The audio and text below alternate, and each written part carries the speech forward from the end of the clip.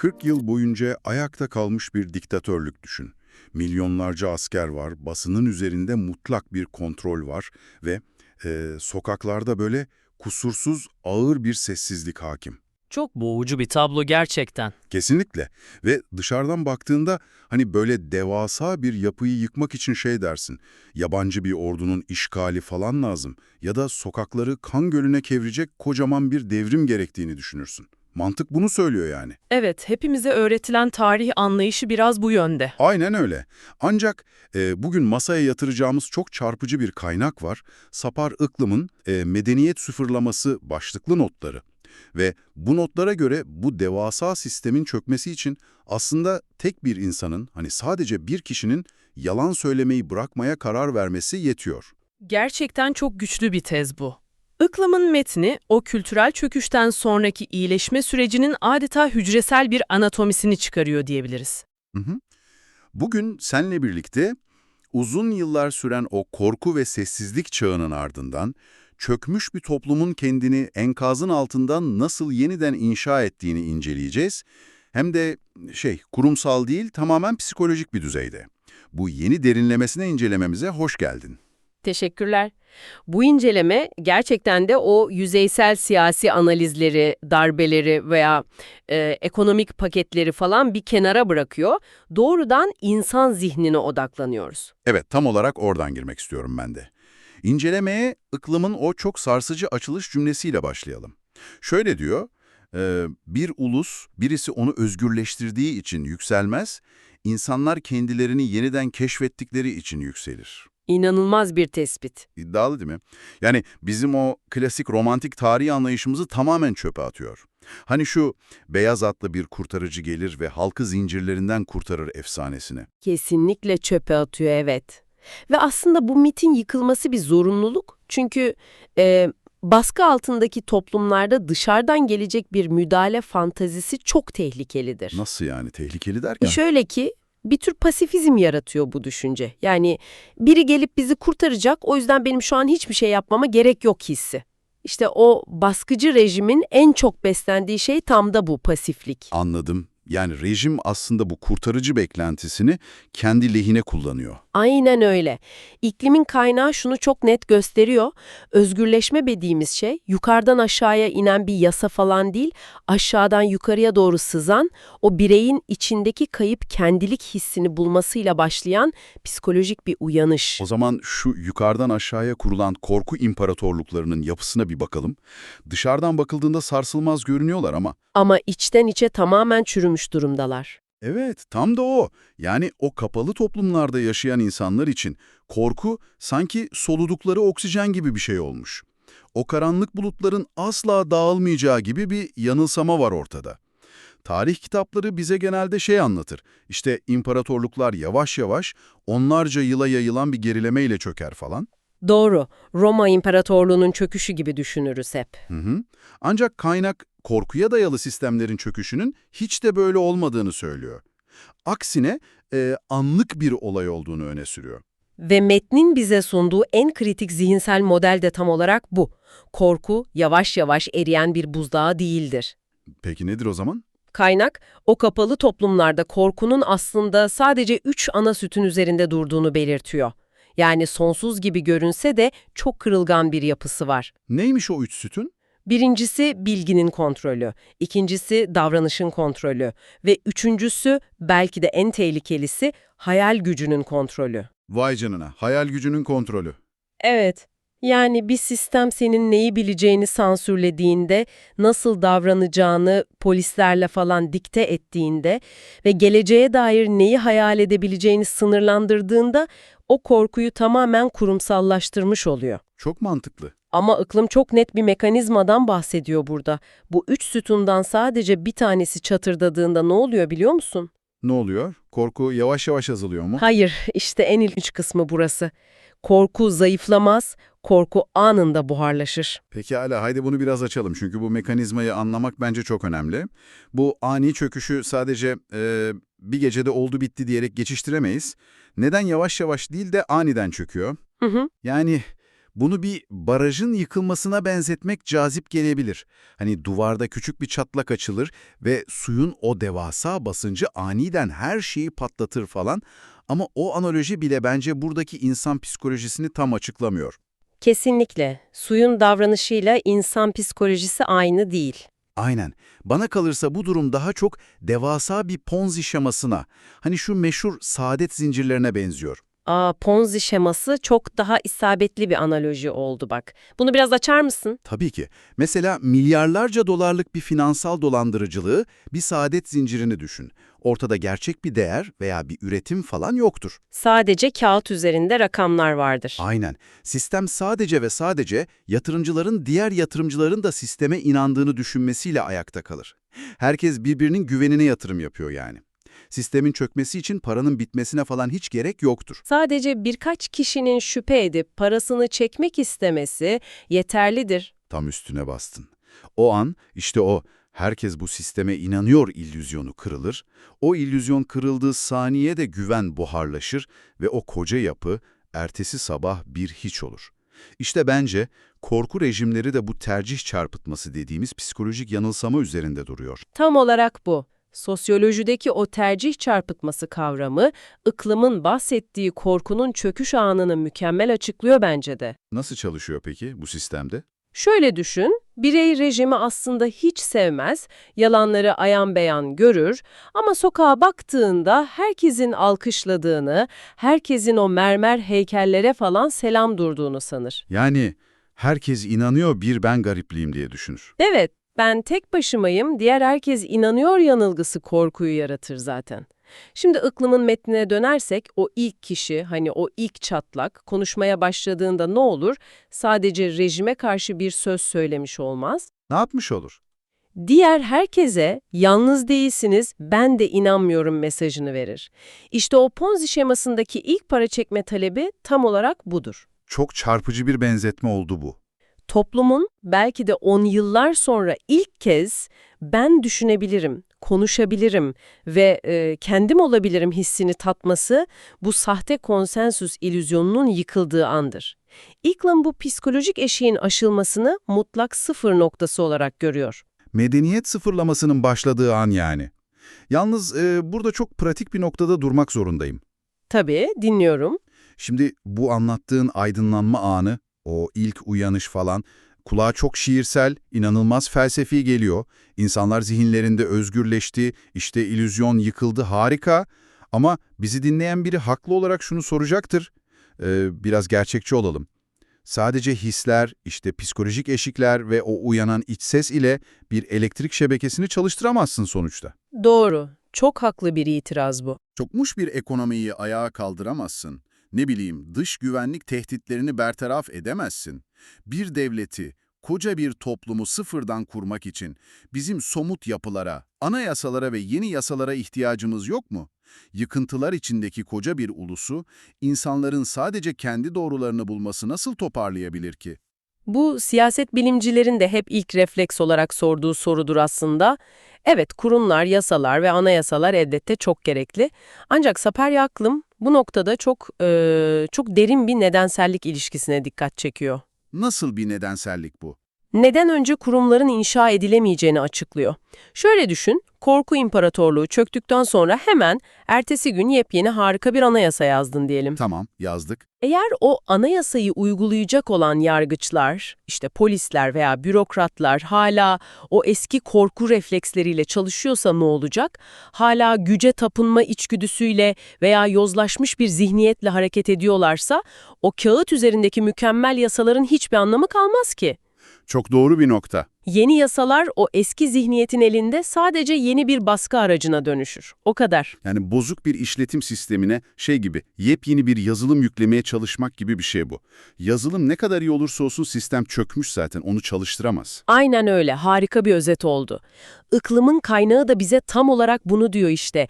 Toplum yeni yasalarla değil, insanın ta kendisiyle yeniden başlar. İnsanın kendisiyle. Evet, korku barajı aradan çekildiğinde geri dönen ilk şey o devletin kurumları falan değil, insani olanın, o bireyin temel özelliklerinin geri dönüşüdür. Kaynak bunları tek tek listelemiş hatta. Neler var o listede? Dürüstlük, onur, empati, merak, hissetme ve hayal kurma yeteneği. Akılım diyor ki bunlar olmadan kurulan hiçbir yapı sürdürülebilir değildir. Empatisi olmayan bir Sağlık Bakanlığı o travma geçirmiş halkı iyileştirebilir mi? İyileştiremez tabii. Veya hani onur duygusundan tamamen yoksun bürokratların kurduğu bir ihale sistemi falan ne kadar adil olabilir? Olamaz, baştan çöker o sistem. Bu yüzden metin, bireyin o iç sesinin ve ahlaki pusulasının geri dönüşünü herhangi bir yasal reformdan çok daha öncelikli görüyor. Bu çok temel bir eksen kayması. Toplumun iyileşmesi için bu görünmez psikolojik altyapının, yani aslında insanın onarılması şarttır. İnsanın onarılması. İşte bu onarılma süreci başladığında, hani o dürüstlük falan geri döndüğünde birey etrafına yepyeni bir gözlükle bakmaya başlıyor bence. Aslında resmen uykudan uyanıyor be. Kesinlikle bir uyanış hali o. Ve bence kaynak metindeki en çarpıcı evrelerden biri de bu. Yani bu uyanışın hemen sonrasında yaşanan o devasa şok anı. Yüzleşme anı diyelim biz ona. Evet, iç sesi uyanan o birey bir anda etrafına bakıyor ve o 35-40 yıl boyunca içinde yaşamaya zorlandığı o fiziksel ve kültürel dünyanın aslında devasa bir yalandan, hani yapay bir gerçeklikten ibaret olduğunu görüyor. Evet, illüzyonun parçalanması. Ben bunu biraz şuna benzetiyorum. Düşün ki bütün hayatını böyle çok ciddi, çok epik ve tarihi bir misyonun parçası sanarak yaşıyorsun. Her şey çok dramatik. Sonra bir sabah aniden gözlerini açıyorsun ve aşırı pahalı ama tamamen sahte bir film setinde olduğunu fark ediyorsun. Çok iyi bir benzetme. Hani o yüzlerce yıllık sandığın görkemli anıtların aslında plastikten yapıldığını, mermer sandığın tapınakların falan sadece boyanmış kartondan ibaret olduğunu görüyorsun. Neden ki? Çünkü bir film setinde oyuncular, yönetmen, hatta seyirciler bile her şeyin kurgu olduğunu en başından bilirler. Bu aralarında sessiz bir anlaşmadır. Ama ılkımın tasvir ettiği o yapay gerçeklikte rejimin ürettiği o dekor o kadar uzun süre ayakta kalmıştır ki insanlar rol yaptıklarını bile tamamen unutmuşlardır. Vay canına. Evet, çok doğru. Kendi yalanlarına inanmışlar. Kaynak bu sahte dünyanın unsurlarına çok somut örneklerle veriyor hatta.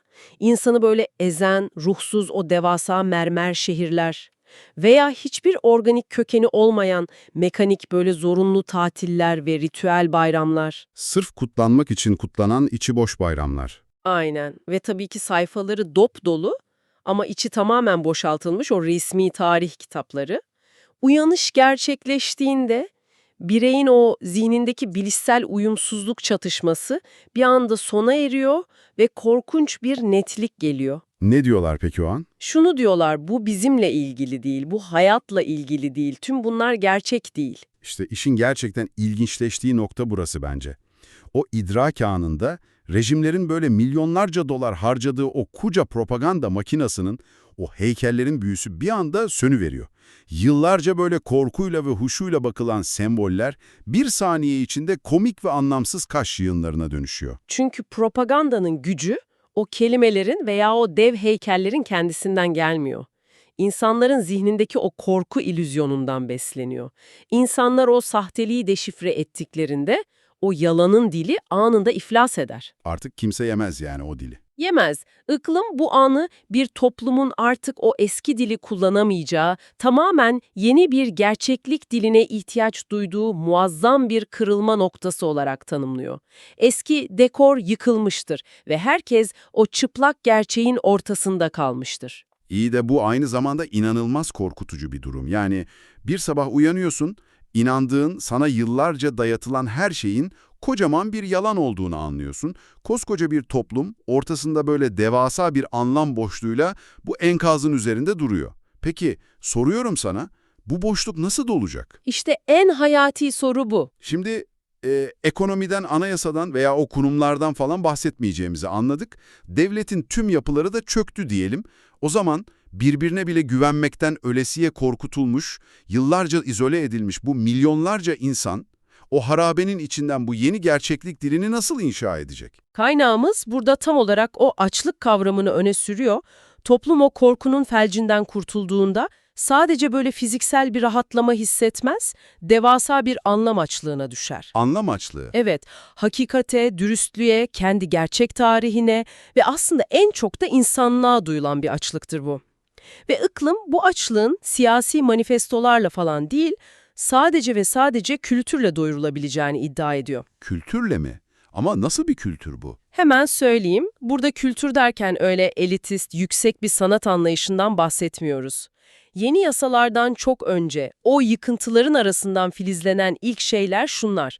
Bireysel günlükler, işte sokak duvarlarına yazılan şiirler, yer altında elden ele dolaşan o kısa öyküler, karalamalar, şarkılar. Yani kültürü sadece böyle bir lüks olmaktan çıkarıyor ve resmen bir hayatta kalma mekanizması olarak konumlandırıyor. Bu arada kaynakta beni en çok şaşırtan detaylardan biri neydi biliyor musun? Ne şaşırttı seni? Bu kültürel uyanış araçları listesinde var, memeler. İnternet memeleri, evet. Yani şu sosyal medyada sürekli paylaştığımız caps'ler falan var ya, esprili görseller. Onlar bile var listede. Düşünsene, koca bir ulusun yeniden inşasında iki kişinin aynı absürt görsele bakıp gülmesi ya da işte çöken bir rejimle dalga geçen bir caps paylaşması bile çok hayati bir rol oynuyormuş. Bu bana inanılmaz çarpıcı geldi. Ya bir şaka, basit bir şaka nasıl oluyor da yeni bir medeniyetin temeli olabiliyor? Çok haklısın şaşırmakta ama o şakanın altında yatan psikolojik dinamiklere bakarsak bunun aslında hiç de garip olmadığını görürüz. Otoriter rejimler insanları atomize eder, yalnızlaştırır. Seni komşundan bile şüphe eder hale getirir. Hatta kendi çocuğundan bile acaba beni ihbar eder mi korkusu, o toplumsal güven dediğimiz toplumun asıl cimentosu olan sosyal sermayeyi tamamen sıfırlar. İşte o bahsettiğin internet mimesi, o küçücük mizah kırıntısı var ya, Evet. o aslında şifreli bir doğruluk testidir. Sen birine o yasaklı, içinde ince bir alay barındıran şakayı gönderdiğinde ve o kişi de buna güldüğünde orada sadece bir mizah paylaşılmamış olmaz. Ne olur peki? Orada çok güçlü bir güven sözleşmesi imzalanır. Karşı tarafa ben de o yalanı görüyorum ve senin de gördüğünü biliyorum demiş olursun. Vay canına. Yani o basit şaka yalnız değilsin demenin en tehlikesiz ve en güçlü yolu oluyor bir nevi. Kesinlikle öyle. Iklim'in metni, kültürün bu travma atlatmış toplumlar için lüks bir salon aktivitesi değil, kopan bağları dikme operasyonu olduğunu çok net ortaya koyuyor. Kopan bağları dikmek. Çok iyi tabir. Şiirlerle, şarkılarla ve o internet esprileriyle dinleme, dertleşme ve empati kurma yeteneği resmen geri dönüyor. İnsanlar o görünmez duvarları aşıp yeniden birbirlerine temas ettiklerinde işte o sıfırlanan sosyal sermaye yeniden hücre hücre örülüyor. Yani güven resmi dairelerde atılan imzalarla falan değil. Bu küçük ortaklık anlarıyla, şakalarla, şarkılarla yeniden kuruluyor. Tam olarak bu. Harika. Diyelim ki sosyal sermaye yeniden birikmeye başladı. İnsanlar artık birbirine güveniyor. Ancak bence hala kocaman bir sorunumuz var ortada. Nedir o? Bu yeni fikirlerin, o yeşeren taptaze sivil dilin bir şekilde şekillenmesi, yön bulması falan gerekiyor. Peki bu dili kim kuracak? Yani yıllarca resmi o propagandayı yazan, sisteme tamamen boyun eğmiş o kravatlı klasik aydınların bir anda böyle taraf değiştirip topluma rehberlik etmesini bekleyemeyiz herhalde. Bekleyemeyiz çünkü onlar o eski yıkılan dünyanın, o yalanın bir parçasıydı zaten. Kesinlikle. Kaynak da eski elitlerin bu yeni dönemi asla yönetemeyeceğini çok açık bir şekilde belirtiyor. Onlar kompromize olmuş, sistemin dişlilerinden biri haline gelmişlerdir artık. Iklim bu noktada yepyeni bir kavram atıyor ortaya, anlam taşıyıcıları. Anlam taşıyıcıları. Kim bunlar? Burada artık entelektüellik bir ünvan, bir meslek veya işte kürsü sahibi olmak falan değil. Entelektüellik tamamen bir işlev haline gelir. Bu yeni süreçte o karşımıza çıkan sesler eski profesörler falan değil. Kimler peki? Genç yazarlar, blog yazarları, lise öğretmenleri, işte laboratuvarından çıkan araştırmacılar, hatta sokak sanatçılarıdır. Yani aslında hiçbir resmi yetkisi olmayan, sıradan gibi görünen ama zihni olağanüstü çalışan o görünmez kahramanlar. Peki onları o eski aydınlardan ayıran o temel güç ne? Sadece diplomasız olmaları falan mı? Hayır, diploma meselesi değil bu. Iklim'in vurguladığı çok temel bir özellikleri var bu yeni sınıfın ortak noktası. sadece ve sadece yeniden sesli düşünmeye başlamalarıdır. Sesli düşünmek, yani otosansürü bırakmak. Aynen, zihinlerindeki o ağır sansürü kaldırmış olmaları, korkusuzca, hani kırılganlıklarını hiç saklamadan, kendi içlerinden geçenleri o en ham haliyle dışa vurmalarıdır. Onlar böyle resmi bir dogma falan dikte etmezler. Sadece kendi hakikatlerini seslendirirler o zaman. Evet ve toplum bu dürüst, bu ham düşünceyi gördüğünde ona sıkıca tutunur. O yeni kültürü, yeni etiği ve toplumun yeni kurallarını şekillendirenler işte bu sesli düşünen insanlardır. Eğer bunu büyük resme baylarsak, bu sesli düşünme süreci tüm topluma yayıldığında herhalde işin en can alıcı, en son noktasına geliyoruz. Iklım'ın notlarında son aşama olarak tanımladığı o kimlik sıfırlaması olayı. İşin zirve noktası orası. Milyonlarca insan kendi yazdıkları o şiirlerle, okudukları o yeni bloklarla ve kurdukları güven ağlarıyla eninde sonunda o devasal aynanın karşısına geçiyorlar ve şu büyük varoluşsal soruyu soruyorlar. Peki, biz kimiz? Biz kimiz? Bu soru gerçekten bir toplumun erişebileceği en yüksek olgunluk seviyesidir. Neden biliyor musun? Neden? Çünkü o insanlara on yıllarca devletin kitapları, heykelleri, polisleri tarafından kim oldukları dikte edilmiştir. Size söylenen kimliği giyeceksiniz denmiştir. Şimdi ise ilk defa kendi gerçek değerlerini, o gerçek köklerini aramaya başlıyorlar. Ancak Iklım burada çok ama çok kritik bir ayrım yapıyor. Neymiş o ayrım? Bu biz kimiz arayışı geriye dönük böyle toksik bir nostalji kesinlikle değildir. Toplum hani o eski ihtişamlı imparatorluk günlerimize dönelim veya geçmişin o altın çağını yeniden yaratalım gibi bir yanılgıya asla düşmez. Nostalji de tehlikeli yani. Çünkü nostalji de çoğu zaman o eski rejimin ürettiği yalanlardan biridir. İnsanları uyuşturmak için kullanılır. Bu çok önemli bir detay bence dinleyicilerimiz için. Yani amaç o eski çürük binayı aynı eski planla yeniden inşa etmek falan değil, temeli tamamen değiştirip korku ve efsaneler yerine şeffaflık, gerçeklik ve hakikat üzerine yepyeni bir bina dikmek. Resmen yüzü geçmişe değil, geleceğe dönük bir kimlik inşası bu. Aynen öyle ve fark ettiysen bütün bu sürecin en güzel yanı da nedenselliği. Yani adım adım ilerlemesi. Kesinlikle her şey birbirini tetikliyor. Kısaca toparlamak gerekirse, hani bu incelediğimiz her aşama bir öncekinin tamamen doğal ve engellenemez bir sonucu. O illüzyonun yıkılmasıyla önce bireyin ahlaki uyanışı başlar. Sonra o uyanış, çevrenin, o yapay dekorun ne kadar sahte olduğunu gösterir insanlara. Evet, bu sahtelik hissi de toplumda devasa bir anlam boşluğu yaratır. Ve o boşluğu doldurmak için de kültür, edebiyat ve mizah devreye girer dedik. Kültür, insanları yeniden birbirine bağlar ve sosyal güveni inşa eder. O kurulan güven ortamı da sesli düşünen o yeni anlam taşıyıcılarını cesaretlendirir. Onların diliyle toplum sonunda ayağa kalkar. Ve nihayetinde de bu yeni dil, toplumu biz kimiz ve nereye gidiyoruz sorusu etrafında tamamen yeni, gerçekçi bir kimlik inşasına götürür. Iklım'ın çıkardığı bu anatomi, hani sadece bir toplumun ölümden dönüşü falan değil, adeta sıfırdan, en baştan nasıl doğduğunun adım adım haritası. İnanılmaz bir zincirleme reaksiyon. Gerçekten büyüleyici. Ve bence işin en etkileyici kısmı da o mutlak gücün o devasa ezici devlet yapılarından çıkıp yeniden en küçük birime, yani bireyin o iç dünyasına dönmesi. Sen de çok iyi bilirsin, Iklım bu muazzam analizi, bu medeniyet sıfırlaması haritasını çok vurucu bir final cümlesiyle bitiriyor. Evet, o cümleyi burada paylaşmak çok anlamlı olur. Şöyle diyor, bir toplum hissetmesine, düşünmesine ve konuşmasına izin verildiğini hatırladığı an yeniden doğar. İzin verildiğini hatırladığı an inanılmaz. İşte tam da bu yüzden tüm bu derinlemesine incelemenin ardından şimdi rotayı doğrudan sana, yani bizi dinleyen o meraklı zihne çevirmek istiyorum. Bugün seninle o devasa görünen baskı sistemlerinin, yıkılmaz sanılan o korku barajlarının nasıl bir anda çöktüğünü ve o enkazın altından milyonların kendini nasıl adım adım yeniden var ettiğini gördük. Gördük ki bu iyileşme süreci tanklarla, yeni yasalarla ya da o çok beklenen sihirli beyaz atlı kurtarıcılarla başlamadı. Küçük bir blog yazısıyla başladı.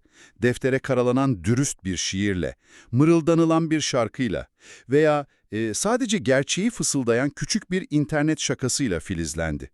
Yalanı reddeden o ilk dürüst iç sesle ortaya çıktı her şey. O halde şimdi bunu kendi hayatına, kendi mikro toplumuna, işte ailene, iş yerine veya tamamen kendi iç dünyana uyarla. Koskoca bir medeniyet sıfırlaması bile bu kadar küçük, dürüst bir ifadeyle sadece bir kişinin sesli düşünmeye cesaret etmesiyle başlayabiliyorsa eğer, kendi hayatındaki o sıfırlama tohumunu ekmek için bugün söylemekten, yazmaktan veya hissetmekten alıkoyduğun o düşünce nedir? Yıkılması gereken o kendi içindeki yapay gerçeklik dekorunu indirmek için geride tuttuğun, sana çok sıradan gibi görünen ama aslında devasa bir illüzyonu paramparça edecek kadar güçlü olan o dürüst ifadene, bu kışkırtıcı soruyu seninle baş başa bırakıyoruz. Bu derin keşif yolculuğunda hakikatin ve yepyeni fikirlerin izini sürerken bize katıldığın için çok teşekkür ederiz. Bir sonrakinde görüşmek üzere.